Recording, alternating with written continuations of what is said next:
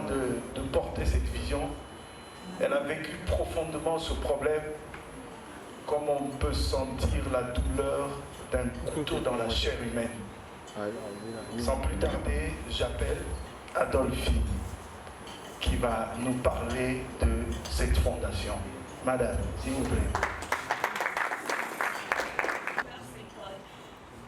Mesdames et messieurs les ministres, honorables députés et sénateurs, excellences mesdames et messieurs les ambassadeurs et représentants d'organisations internationales, distinguées personnalités, chers invités, chers parents, chers amis et vous tous qui êtes là ce soir. Toute préséance respectée en vos gardes et qualités, mesdames et messieurs. Tu es pierre, et sur cette pierre je bâtirai mon église. Voilà les paroles qui rapportent les Saintes Écritures au sujet de ce qui est très certainement l'une des plus belles constructions de tous les temps. À savoir cette Église universelle répandue à travers le monde, qui réunit la communauté des hommes et des femmes dans les célébrations de l'amour, de la paix et de la fraternité, et qui sublime les vertus du partage et du pardon. Tu es pierre, et sur cette pierre, je bâtirai ma fondation. Si je tente ce soir de paraphraser son écriture en toute humilité. Pierre éternelle, qui depuis les âges et l'oubli et qui a façonné le visage de notre monde. C'est exactement sur cette pierre inartable que nous allons construire notre édifice, lequel va se dresser et s'affermer dans le paysage de notre ville capitale. Cet édifice, mesdames et messieurs, c'est effectivement la fondation Les Amis des Moulins de Georgette, en sigle l'AMJ. Une fondation entièrement vouée à la bienfaisance et dédiée à l'enfance orphelin. Cette fondation, qu'ensemble nous portons sur le fond baptismé ce soir, d'abord le nom d'un enfant prodigue, ma sœur Mulunda. D'heureuse mémoire.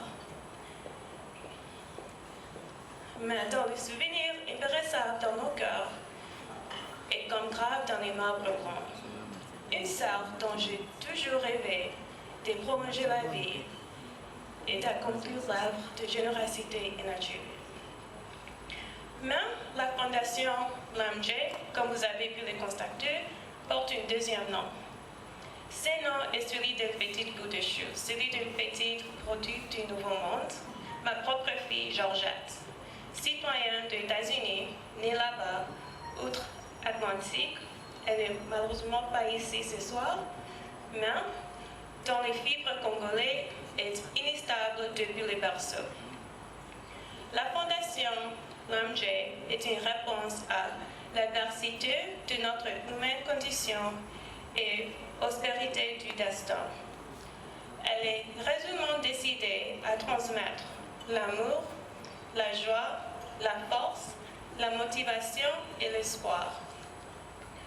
Lieu de vie dans une ville qui aime la vie, la fondation LMJ, qui est née ici, cœur de notre capitale, au point de convergence des habitants, sera aussi un espace d'échange et de partage, un lieu de divertissement et de loisirs pour ces tendres enfants dont les parents sont une absence irrémédiable. C'est donc véritablement d'un lieu de vie qu'il s'agit, un lieu où l'enfant sera de cet amour que nous lui portons et qui jamais ne s'atteindra. Lieu de vie à tous égards, la fondation culture de l'amour et du partage. Cela est conformé aux valeurs ancestrales qui sont les nôtres, ici dans les bassins du Congo. Ces valeurs, à partir desquelles nos anciens ont forgé de solides vertus, sont autant de guides pour la vie. Nous savons tous qu'elles se déclinent à travers notre monde, l'amour du prochain, la compassion avec les plus humbles, la solidarité avec les plus pauvres. Sans oublier cette droiture exemplaire que nos parents n'ont jamais cessé d'avoir. Excellences, Mesdames et Messieurs, distingués invités, si je m'engage ce soir pour les enfants orphelins, c'est parce que j'ai compris que dans notre pays, la légende des hommes et des femmes, inspirée par l'amour du prochain et non par l'amour de soi, a encore besoin d'être agrandie. Et je souhaite ardemment que le Congo, notre beau pays, devienne pleinement ce qu'il ne devrait jamais cesser d'être dans le cœur de chacun de nous, à savoir une vraie patrie.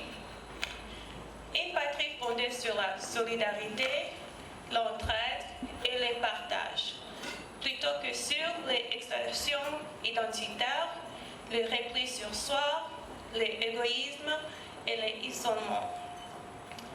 Une patrie du dialogue et de la cohésion des ethnies, où par choix délibéré des hommes et des femmes d'ascendances naturellement diverses s'unissent solidement pour partager un même destin dans la paix, la justice et le respect de leurs différences. Une patrie qui tire sa force de la diversité de ses traditions séculaires. Une patrie où nous devons apprendre à respecter la dignité de chacun, à vivre ensemble, à travailler ensemble, à nous battre ensemble et à gagner ensemble pour une meilleure vie. C'est mon credo et c'est aussi ma foi. Quand le plus grand nombre de gens et la multitude dans notre beau pays auront cette foi en partage, je crois que nous serons pour la plupart capables de mieux distinguer dans les montagnes d'espoir les moindres indices de désespérance. Avec une telle foi, frères et sœurs, mesdames et messieurs, et c'est vraiment mon intime conviction, je suis certain que nous serons capables de transformer définitivement cette cacophonie improductive qui ronge notre monde à une merveilleuse symphonie de la fraternité et de la générosité.